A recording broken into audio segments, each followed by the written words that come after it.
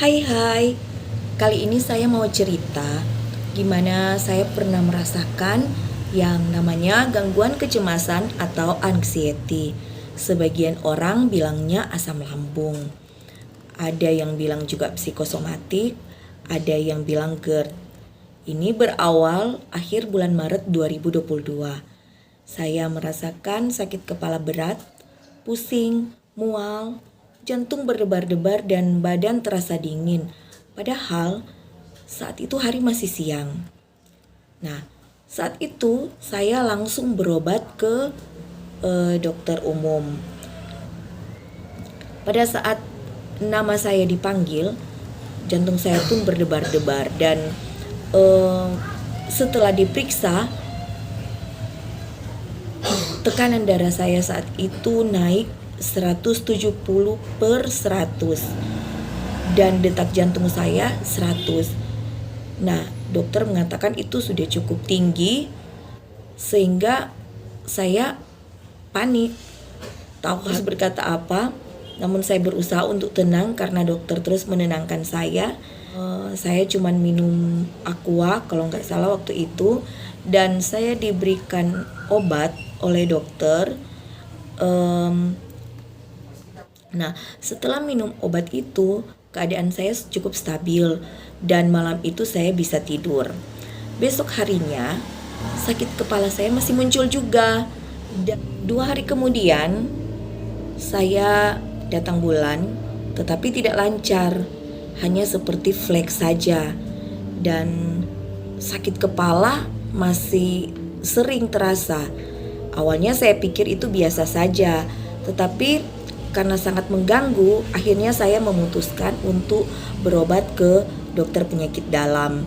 Nah, menurut dokter penyakit dalam, mungkin gejala-gejala yang saya alami seperti pusing, mual, tidak nafsu makan, dan merasakan dingin itu adalah gangguan hormonal dari penggunaan alat kontrasepsi.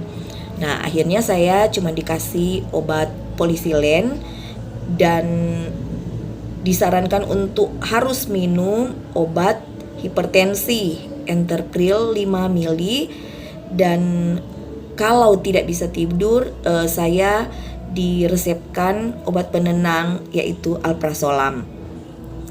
Pada saat pemeriksaan itu saya mintakan ke dokter untuk jantung saya diperiksa karena sering berdebar-debar, dan saat itu juga dokter minta saya untuk langsung EKG, dan hasilnya adalah dokter mengatakan jantung saya tidak ada masalah, malah katanya sangat-sangat sehat.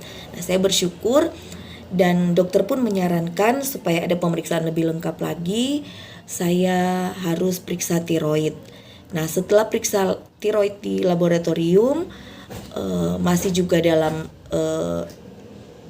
angka yang normal, jadi tidak ada masalah dengan tiroid saya, dan untuk hal itu saya cukup lega sampai dokter mengatakan bahwa kalau berikut jantung ibu berdebar-debar lagi, jangan berpikir bahwa ibu mengalami penyakit jantung. Tapi anehnya, walaupun saya sudah diberikan obat, kepala saya selalu saja merasa berat. Saya sudah minum obat hipertensi, tapi kepala masih terasa berat. Nah, untuk makan juga kadang saya merasa sangat sulit. Saya sering bersendawa, tetapi saya memaksakan diri untuk tetap makan. Kadang hanya 2 atau 3 sendok saya campur dengan air, dan kadang harus menutup mata dan saya menelan semua makanan. Saya berusaha untuk tetap makan karena saat itu berat badan saya turun sekitar 5-6 kilo. Itu berlangsung dari bulan akhir Maret sampai sekitar bulan Juni, hampir 3 bulan. Begitupun kalau saya mendengar berita duka atau mendengar ambulans lewat atau mengetahui ada keluarga atau kenalan yang sakit, saya kadang merasa ketakutan sendiri dan merasa sesak. Nah, Dengan kondisi yang seperti itu terus-menerus, saya pun kembali ke dokter penyakit dalam.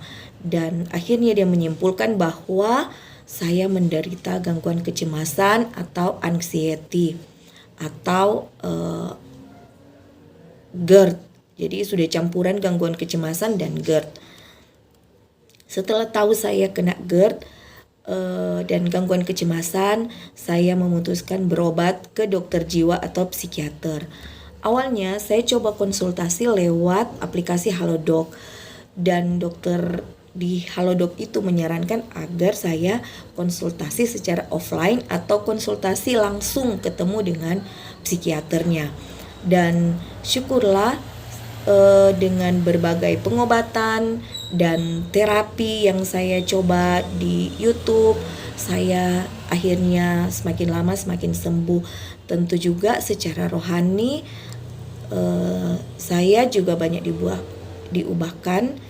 Saya banyak introspeksi diri dan berusaha menjadi lebih baik, menjadi lebih banyak bersyukur.